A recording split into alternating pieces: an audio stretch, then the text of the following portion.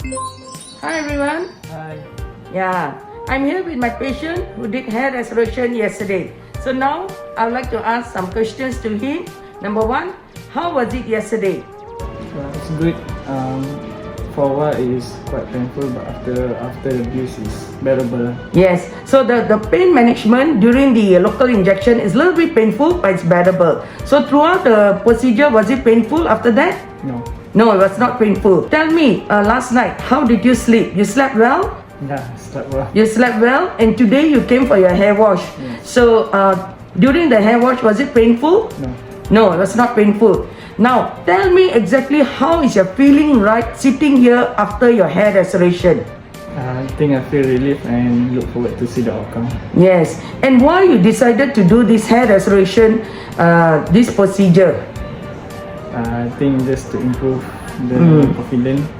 He actually lost his hairline, and what yesterday we did was created a new hairline for him. So, thank you for this video.